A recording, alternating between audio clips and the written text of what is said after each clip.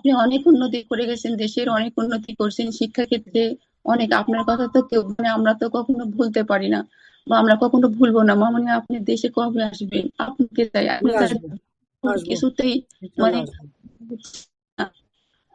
না, আমি আগে, এখন যেটা করতেছি, আমার যারা ইউনিয়ন ওয়ার্ড সমস্ত এসব নেতাদের কথা শুনছি, এটা শেষ করে তারপর আসবো। তার কারণ আমি জানি যে আমি যাই তো কি করবো, হয় আমাকে মেরে ফেলবে, না আমাকে জেলে দেবে।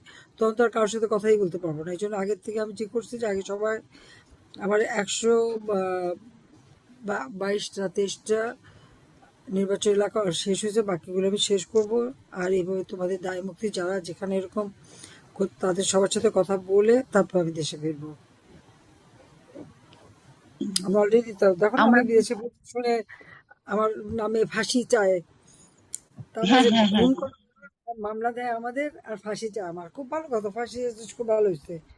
আসতেছি ফাঁসি দিয়ে দড়িটা কত মোটা দেখতে চাই, আর কত ভালো দেখতে চাই আমি। আসবো আমি ইনশাল্লাহ। মোহা বেগম, আপনি মিউটে আছেন। মোহা বেগম, ওখানে শুনতে একটা ইয়ে আছে, হ্যাঁ।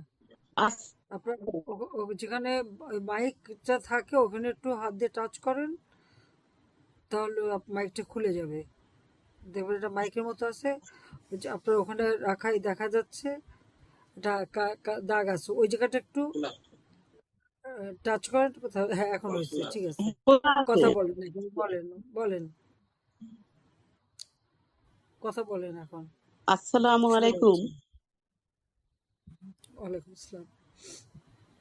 হুম, আসসালামু আলাইকুম। হ্যাঁ, ওয়ালাইকুম আসসালাম, আমি শুনছি। মা, আপ- আমার কথা শুনছেন আপনি? হ্যাঁ, আমি শুনতেছি, কথা শুনতেছি। মা, মা আমার, আপনার ছেলেকে ওই ইস, নির্মম করে সে হত্যা করেছে মা। 25 দিন হাসপাতালে থাকার পরে সে মৃত্যুবরণ করেছে। মা, আমার আমার বিচার চাই মা। আমার ইনকাম মুক্ত করার মতো কোনো মানুষ নেই, শুধু চারটা ছেলে মেয়ে নিয়ে আমি থাকি। আমার অভিভাবক যেটা সেটাই, মা বাড়ি বড় মা সে তাকে মেরে ফেলছে। আমি আর এই গ্রামের বাড়ি ছাল পারলে কেমন করে থাকবো মা? আমার কোনো ইনকাম করার সোর্স নাই, কোনো আয় নাই। আমার ছেলে মেয়ে অপরাধ। আমি আওয়ামী লীগের নেতা ছিলেন।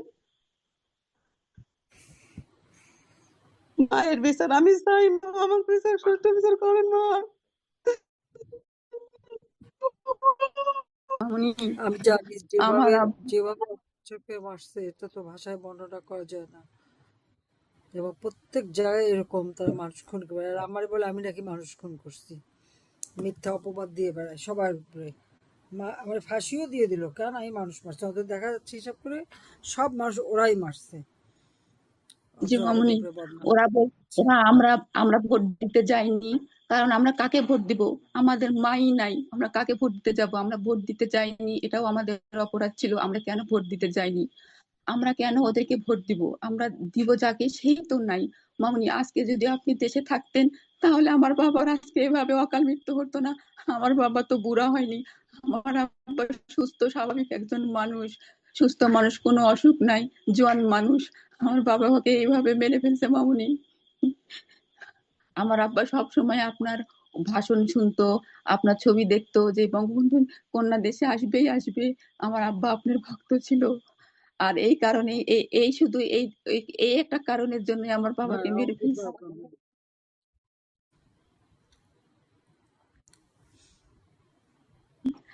আমার- যা হারাইছো তা তো আর পাবো না, আপনি আর এদের দিতে ফাঁসি পারবো দিয়ে না। দেন। কারণ আমি নিজে তো বাপ মা ভাই বোন সব হারা। যখন আমরা সবাই হারাই, আমার বোনটা মাত্র 16 বছরের ছিল। তা আবার দেশের বিদেশের মাটিতে থাকতে হয়েছে, আসতে দেয়নি দেশে, ওর পাসপোর্টও দেয়নি। আমি তোমাদের কষ্ট বুঝি, সেদিন তো তোমাদের সাথে কথা বলি। আর কিছু না পারি, আমি তো একজন সান্ত্বনা আমি দিতে পারি। তবে আল্লাহ আল্লাহ আছে, আল্লাহ যেহেতু বাঁচিয়ে রেখেছে, নিশ্চয়ই এই হত্যার বিচার হবে। আমার বাবা মা ভাই বোনের হত্যার বিচার করতে আমার 35 বছর সময় লাগছে। অনেক বাধা, কতবার আমাকে মারার চেষ্টা করছে, হত্যা করার চেষ্টা, আমি হাল ছাড়ি নাই, কিন্তু আমি বিচার করে ছাড়ছি। তো এইসব জি মামনি। হত্যার বিচার আল্লাহ দিন দেবে, করব। বাবাকে হারাইতে দিতে পারবো না, কারণ আমি বাবা মা ভাই, আমার 3 ভাই, 2 ভাই বধূ, একমাত্র চাচা, ফুপা, ফুফাতো ভাই বোন সব একসাথে মেরে ফেললো, কারণ আমি কষ্ট বুঝি তোমাদের। জি মামনি। কিন্তু এরা যারা আছে আপনার ওরা জল্লাদ, ওদের ওরা ওরা কোনো মানুষের জাত না, ওরা মানুষের জাত না। এতদিন তবে এদের এতদিন শিক্ষা হবে, দেব শিক্ষা, চিন্তা করো না। আর তোমাদের দেখে আমরা কতটুকু কি করতে পারি, চিকিৎসা টিকিৎসা যা লাগে ব্যবস্থা করে দেবো। ইনশাআল্লাহ। আমাদের তো কারোই মামনি, কিছু নাই, সব জানার নাটোরের পরে শেষ সাধারণ করে দিচ্ছি নাটোরের সব। হচ্ছে হ্যাঁ সাধারণ বলো। হ্যাঁ ভাই, এই নাটোরের সাধারণ সম্পাদক ইমরান সোনার ভাই। আচ্ছা, আপনার খবর দিচ্ছি। স্টুডেন্টদের তো পড়াশোনা করতে দেয় না, আমাদের ছেলে পেলে ওরা পড়াশোনা করতে পারবে না, আর ওরা সব গাদা গরুগুলি পড়বে। জি মামনি, আপনি অনেক উন্নতি করে গেছেন, দেশের অনেক উন্নতি করছেন শিক্ষা ক্ষেত্রে। অনেক, আপনার কথা তো কেউ মানে আমরা তো কখনো ভুলতে পারি না, বা আমরা কখনো ভুলবো না। মামনি, আপনি দেশে কবে আসবেন? আপনাকে চাই, আপনি আমি ছাড়া আসবো, আসবো, কিছুতেই মানে ইনশাল্লাহ আসবো। না আমি আগে, এখন যেটা করতেছি, আমার যারা ইউনিয়ন ওয়ার্ড সমস্ত এসব নেতাদের কথা শুনছি, এটা শেষ করে তারপর আসবো। তার কারণ আমি জানি যে আমি যাই তো কি করবো, হয় আমাকে মেরে ফেলবে, না আমাকে জেলে দেবে, তখন তো আর কারোর সাথে কথাই বলতে পারবো না। এই জন্য আগের থেকে আমি ঠিক করছি যে আগে সবাই আমার 122টা 23টা নির্বাচন এলাকা শেষ হয়েছে, বাকিগুলো আমি শেষ করব। আর এইভাবে তোমাদের দায় মুক্তি যারা যেখানে এরকম তাদের সবার সাথে কথা বলে তারপর আমি দেশে ফিরবো। আমি অলরেডি দেখো না, আমরা আমি বিদেশে শুনে আমার নামে ফাঁসি চায়, তারা হ্যাঁ যে হ্যাঁ হ্যাঁ খুন করে মামলা দেয় আমাদের, আর ফাঁসি চায় আমার। খুব ভালো কথা, ফাঁসি এসেছে, খুব ভালো হয়েছে। আসতেছি ফাঁসি দিয়ে দড়িটা কত মোটা দেখতে চাই, আর কত ভালো দেখতে চাই আমি। আসবো আমি ইনশাল্লাহ। উম, আহ, আমরা ধন্যবাদ। 3 ভাই, 4 ভাই বোন, আমরা পড়াশোনা করি হুম, জি, ধন্যবাদ। ওকে। সবাই। আমরা wait করবেন, কথা বলছি। জি, ইনকামের ধন্যবাদ। সোর্স তো নাই মামনি, আমাদের একটা ইনকামের সোর্স ছিল, তাও সেটা আমার বাবা। এইভাবে আমার বাবাকে মেরে ফেলছে মামনি। হুম, আমরা কিভাবে চলবো মামনি? ধন্যবাদ। আসসালামু আলাইকুম। ওয়ালাইকুম আসসালাম। আমার একটাই ভাই, আমাদের ইনকামের কোনো লোক নাই। আমরা, আমার বাবাও মারা গেছে। আমরা আমার ভাইয়ের বিচার চাই, তাদের মৃত্যুদণ্ড চাই। আপনি আমাদের সহযোগিতা করেন। হ্যাঁ, নিশ্চয়ই করবো।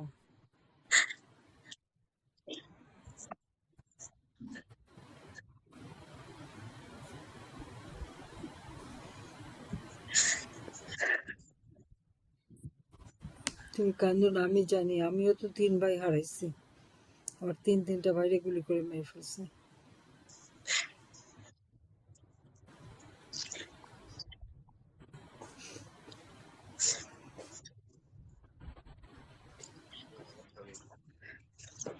এরকম এটা কতজনের যে লাশ ফেলে দিচ্ছে, সবার লাশ তো উদ্ধারও হয় নাই। তোমার কি বলে সান্ত্বনা দেবো বলো? তুমি যা হারাইছো তত ফেরত দিতে পারো না। মেয়ে দুটোকে মানুষ করতে হবে, দেখতে হবে, আমরা আছি, অবশ্যই যতটুকু পারবো করবো। তুমি কেন না মা, আল্লাহর কাছে দোয়া করো, এ বিচার হবে একদিন, সময় লাগলেও বিচার হবে। এত অন্যায় কোনোদিন আল্লাহ সইবে না। এরা মানুষ না, সব জানোয়ার। জানোয়ারের একটা ধর্ম আছে, এদের তাও নাই। হবে আবার বিচার হবে, বিচার হবে, দুইটা আপনি চিন্তা করেন না। হুম, আর ওই জন্য তো আবার আমি আসবো। আপনি নিয়ে আমি এই কিভাবে থাকবো বাবা? ইনশাআল্লাহ। কত মায়ের বুকরা খালি করে, কত বোনকে বিধবা করে, কত সন্তানের পিতারা করে, কত লাশ এভাবে আওয়ামী লীগের নেতাকর্মী মেরে যে লাশ গুম করছে তার হিসাব নাই। আর যত মিথ্যা অপবাদ আমাদের বিরুদ্ধে দিয়ে বেড়ায়। ধৈর্য ধরেন, আল্লাহর ডাকেন, এর বিচার হবে। বিচার দেখতে চাই না, দেয় না। আমার হবে, দেখবেন, ভাই দেখবেন ফাঁসি আজ চাই। আজ হোক কাল হোক বিচার হবে। চিন্তা আমি আমি বলছি আজ হোক কাল হোক বিচার হবে। ইনশাআল্লাহ। ধন্যবাদ। ধন্যবাদ আমার মাননীয় নেত্রী। শুনে না পা, আমাদের কোনো ইনকাম নাই। আমার একটা ছেলে আসলে টাকমারি এলাকা, আর কোনো ইনকামের লোক নাই আমার। আমি কিভাবে ছেলের বউকে নিয়ে নাতিনকে নিয়ে কিভাবে থাকবো, কিভাবে চলবো, এই পদ্ধতি আমার নাই, বুঝছেন? আমি খুব হ্যাঁ, আমি কষ্ট। শুনছি, আমি দেখি কি করতে পারি আর কি, যে কিছু করার চেষ্টা করব। আমাদের তো কিছু নাই, সব লুটপাট করে নিয়ে গেছে, সব ভেঙে চুরে আগুন দিয়ে জ্বালায় টালায় দিয়ে শেষ। সেটা আমাদের আছে, অনেক প্রবাসীরা আছে সাহায্য করে। আমি জানাবো, ওরা যেটুকু পারো করবে। বাচ্চাদের পড়াশোনার জন্য যা লাগে ব্যবস্থা করাবো, চিন্তা করেন না। আছে যখন বেঁচে চেষ্টা করব। ধন্যবাদ। ধন্যবাদ মাননীয় নেত্রী। জি, আসসালামু আলাইকুম। ওয়ালাইকুম আসসালাম। জি, আমার বাসা হচ্ছে ভোলা জেলা, বানাং উত্তর দিগলদি। গত 23 জুন আমাদের প্রতিষ্ঠা বার্ষিক উপলক্ষে বিক্ষোভ মিছিলের আয়োজন করি।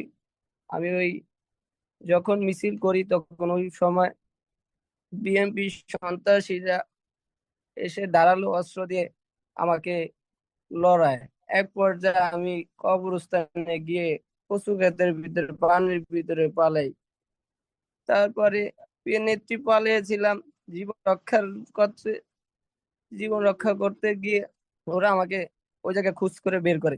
এক পর্যায়ে ওরা কুপিয়ে আমাকে পানির ভিতরে ফালিয়ে দেয়। সেখান থেকে আবার আমার বডি কবরস্থান থেকে মেলা মারে ফেলে আবার ওদের বিএনপির সন্ত্রাসীরা ওগো ক্লাবে নিয়ে যায়। নিয়ে আমার গায়ে পানি ঢেলে আমাকে লোহা দিয়ে, ধারালো লোহা দিয়ে, বাগা দিয়ে, অস্ত্র দিয়ে আমারে পিটাইতে পিটাইতে আমার পার ভিতরে রড ভরে দিয়ে আমার পা গুঁড়া করে ফেলছে। প্রিয় নেত্রী, প্রিয় নেত্রী, আমি ওই কথা বলতে গেলে আমার কলজা ফেটে যাচ্ছে। আমাকে ওরা একটু পানি চেয়েছিলাম, আমাকে পানি পর্যন্ত দেয়নি। প্রিয় নেত্রী, আমি দল ভালোবাসি, আমি আপনাকে ভালোবাসি, এই জন্য আমি দল করি বিদায় ওরা আমাকে 3 নম্বর ভাবে ক্লাবের ভিতরে কুপিয়ে নিয়ে তারপরে ক্লাব অত্যাচার ভাবে বিকোপ ভাবে আমি পাও ধরছি, ওদের কাছে ভিক্ষা চেয়েছি আমার জীবনটা, যে আমাকে ছেড়ে দে ভাই, আমাকে ছেড়ে দে, আমাকে ছেড়ে দে। ওরা বলছে তোর আমার যদি আর 10টা মিনিট হতো আমার জীবন বাঁচানো সম্ভব হতো না। প্রিয় নেত্রী, প্রিয় নেত্রী, আমার মা বাবা যখন প্রশাসন নিয়ে যায় তখন ওরা আমার মাকে হাত দেয়, আমার মা ভাইকে পিটায়, আমার খালাকে নানুকে পিটায়। তখন এক পর্যায়ে পুলিশের সামনে কিছু করার ছিল না, পুলিশ দাঁড়িয়ে শুধু দেখছিল। প্রিয় নেত্রী, আমাকে ভোলা হসপিটালে নিয়ে যায়, তাৎক্ষণিক আমাকে নিয়ে যায়, নিয়ে যে চিকিৎসা করার অবস্থা বরিশাল নিয়ে গেছে। বরিশাল আমার চিকিৎসা করায় নাই। প্রিয় নেত্রী, আমার পাও খুবই অবস্থা খারাপ ছিল। এক পর্যায়ে আপনার আপনার ডাক্তার ইশতিয়াক আহমেদ স্যার, উনি অসংখ্য ধন্যবাদ। প্রিয় নেত্রী, আপনার মাধ্যমে আপনার আমার চিকিৎসা করার ব্যবস্থা করে। প্রিয় নেত্রী, আমাকে নিয়ে আমার পায়ের অপারেশন এবং আমার পিঠে কোপ আছে, আপনি দেখতে পারবেন। আমার পাও আমার পায়ের অবস্থা খুবই খারাপ, আমি উঠে বসতে পারি না, শুয়ে শুয়ে কথা বলতেছি। প্রিয় নেত্রী, আমাকে অনেক আচ্ছা, হ্যাঁ আমি জানি, কষ্ট আমার বলছে। আমার জীবনটা নেত্রী বুঝে বলতে পারবো না। আমি ওই প্রোগ্রাম করতে গিয়ে আমার জীবন আজকে বিকল্পর বাইরে। আমি দল ভালোবাসি বিদায় আজকে তারা আমারে বলছিল ডেড বডি ফেলে দিও, ওরা 10টা মিনিট হলে আমাকে জীবন আর বাঁচাতে দিত না। এরপর যে আমার মা গেলে মারে মারে, আমার বোনের আমার নানুর গায়ে পর্যন্ত হাত দেয়, আমার ভাইয়ের গায়ে পর্যন্ত হাত দেয়। তাৎক্ষণিক প্রিয় নেত্রী বরিশাল থেকে জগন্নাথ বিশ্ববিদ্যালয়ের ছাত্রলীগের সভাপতি, আমাদের ভোলা ছাত্রলীগের সভাপতি রায়ান ভাই, শাকিল ভাই, সম্রাট ভাই সহ আমাকে পঙ্গু হসপিটালে আপনার ডাক্তার আমাকে নিয়ে চিকিৎসা করে প্রিয় নেত্রী। আমি তখন এখন একটু মোটামুটি কোন রকম সুস্থ আছি। আমার না, তোমার আমার চিকিৎসা চলবে, চিন্তা করো না তুমি, তোমার চিকিৎসা চলবে। প্রিয় হ্যাঁ, নেত্রী, চিকিৎসা চলবে। প্রিয় নেত্রী, আমি একটাই কথা বলতে চাই। আমার একটাই কথা, আমি যতদিন বেঁচে আছি আমি আপনার জন্য মরণ জন্য প্রস্তুত আছি। আমি আপনাকে যতদিন বাংলাদেশে আমরা না আনতে পারবো ততদিন পর্যন্ত মরণ বুকে নিয়ে রাজপথে ছিলাম এবং ভবিষ্যতেও থাকবো। আমার আম্মা একটু আপনার সাথে কথা বলবো, প্রিয় নেত্রী একটু কথা বলেন। তুমি সুস্থ হও, তুমি সুস্থ থাকো, একটু শান্ত হও, তুমি শান্ত হও। তোমার আমার চিকিৎসা চলতে হবে, চিকিৎসার অসুবিধা হবে না, সে ব্যবস্থা করবো আমি। প্রিয় নেত্রী, আমার আম্মা একটু কথা বলবো, একটু কথা। হ্যাঁ, মা বলেন।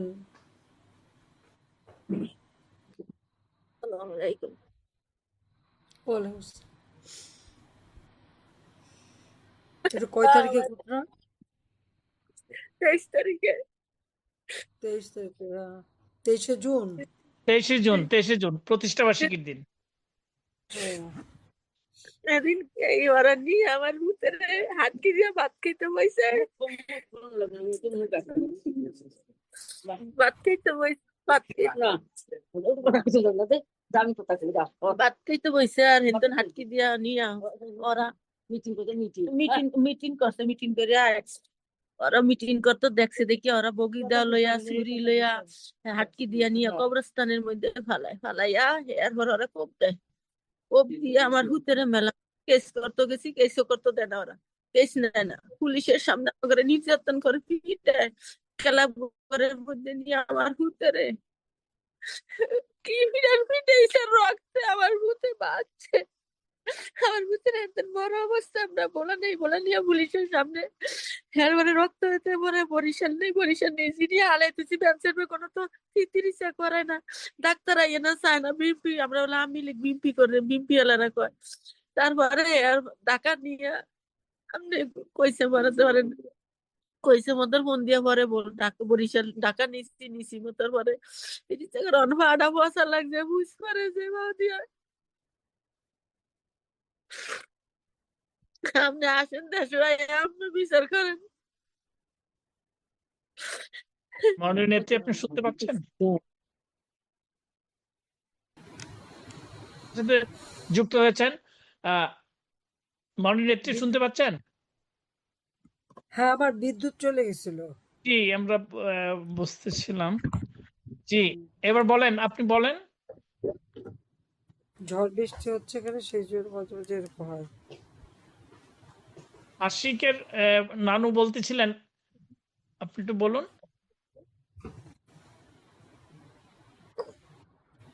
আশিক হাওলাদার, আপনার নানু ফাতেমা উনি কথা বলতেছিলেন।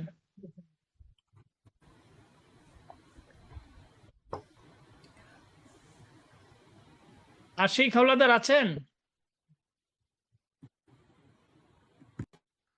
নিজেদের আনমিউট করুন আশিক। ঠিক আছে, না থাকে ঠিক আছে, আরেকজনকে দাও। আমরা পরের জনের কাছে যাচ্ছি।